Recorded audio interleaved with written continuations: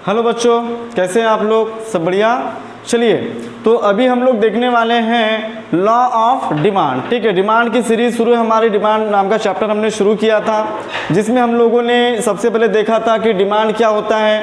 उसके बाद हम लोगों ने देखा फैक्टर अफेक्टिंग ऑन डिमांड, फिर हमने देखा टाइप्स ऑफ डिमांड, और आज हम देखने वाले हैं लॉ ऑफ डिमांड। तो स्टूडेंट्स देखिए, लॉ ऑफ डिमांड ये बहुत ही इंपॉर्टेंट टॉपिक है आपके एग्जाम के पॉइंट ऑफ व्यू से, एज वेल एज आपका जो रूटीन लाइफ है उसके पॉइंट ऑफ व्यू से भी ये बहुत ही इंपॉर्टेंट है। तो देखिए जरा, लॉ ऑफ डिमांड किसने बनाया, और लॉ ऑफ डिमांड क्वेश्चन अगर आता है तो आप उसको किस तरीके से एक्सप्लेन करेंगे। तो पहला पॉइंट आप लिखेंगे students, introduction of the law, मतलब लॉ के बारे में जानकारी की लॉ किसने बनाया, कैसे बनाया, क्यों बनाया।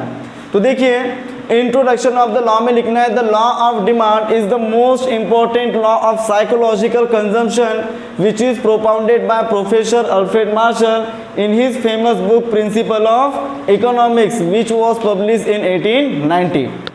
तो देखिए इसमें क्या देखा हमने कि लॉ ऑफ डिमांड एक बहुत ही इंपॉर्टेंट लॉ है ऑफ साइकोलॉजिकल कंजम्पशन, मतलब कंज्यूमर की साइकोलॉजी को समझने के लिए at the time of consumption, जब आप चीज़ों को कंज्यूम करते हैं, जब आप यूज़ करते हैं, तो उस समय में आपका साइकोलॉजी कैसा होता है एज अ कंज्यूमर। ठीक है, उस साइकोलॉजी को समझने के लिए ये लॉ का इन्वेंशन किया गया है, विच इज़ प्रोपाउंडेड बाय, मतलब जिसको किसने प्रोपाउंड किया है, प्रोफेसर अल्फ्रेड मार्शल ने, और इनकी एक फेमस बुक है प्रिंसिपल ऑफ इकोनॉमिक्स, यहाँ पे वो उस लॉ को रखा गया है, विच वॉज पब्लिश इन 1890, और इसका पब्लिकेशन कब हुआ था, 1890 में। तो ये था आपका introduction.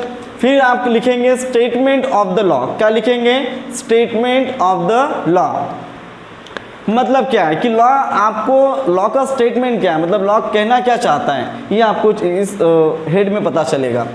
Other thing being constant, when price of commodity rises, its demand tend to be fall. Conversely, when price of commodity fall down, its demand tend to be rises. ठीक है, इसका मतलब क्या था students?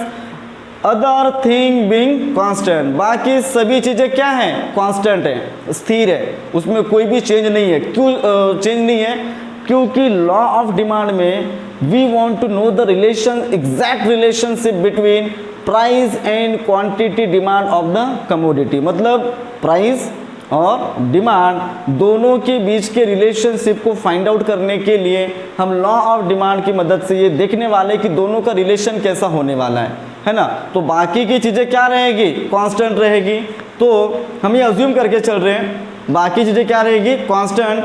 When price of commodity rises, देखिए when price of commodity rises, अगर किसी भी कमोडिटी का प्राइस क्या होता है, बढ़ता है, तो उसकी डिमांड क्या हो जाएगी, कम हो जाएगी। और इसके अपोजिट अगर उसका प्राइस क्या होता है, कम होता है, तो डिमांड बढ़ जाएगी। It means there is inverse relationship between price and quantity demand of the commodity. इस लॉ से क्या पता चलता है स्टूडेंट्स हमें कि प्राइस और डिमांड दोनों के बीच जो रिलेशनशिप है वो इनवर्स है। इनवर्स मतलब अपोजिट रिलेशन है। ठीक है, प्राइस अगर बढ़ेगा तो डिमांड कम होगी, प्राइस कम होगा तो डिमांड बढ़ेगी, मतलब दोनों एक दूसरे के एनिमीज है। Getting my point? ये इतना होने के बाद में आप क्या लिखेंगे, सिंबॉलिकली। क्या लिखेंगे? सिंबॉलिकली अगर आप लिखना चाहे तो लिख सकते हैं, dx is equal to function of px pr t T1 YC। इसका आप मतलब इसका फुल फॉर्म लिख सकते हैं वीडियो को पॉज करके। dx मतलब होता है demand of commodity x, f का मतलब होता है फंक्शन ऑफ, px का मतलब है price of commodity x, pr का मतलब है price of related goods, t का मतलब है टेक्नोलॉजी, T1 का मतलब है टाइम अंडर कंसिडरेशन, और YC का मतलब है इनकम ऑफ कंज्यूमर। क्यों? क्योंकि डिमांड ऑफ कमोडिटी X के ऊपर प्राइस ऑफ कमोडिटी X तो है ही, लेकिन इसके अलावा और भी बहुत सारे फैक्टर्स हैं जो उसकी डिमांड को इन्फ्लुएंस कर सकते हैं। इसीलिए बाकी सबको क्या रखना है, कांस्टेंट रखना है, ताकि हम लोग एग्जैक्ट रिलेशनशिप पता कर सके between price and quantity demand of the commodity. तो देखिए इसी चीज़ को आप टेबल के माध्यम से देखने वाले हम लोग टेबुलर प्रेजेंटेशन में। एक कॉलम में लिखना है आपको प्राइस इन रुपीज़, एक कॉलम में लिखेंगे आप लोग डिमांड इन केजी। तो देखिए प्राइस कितना है 100, 200, 300, 400, 500। क्या पता चल रहा है आपको?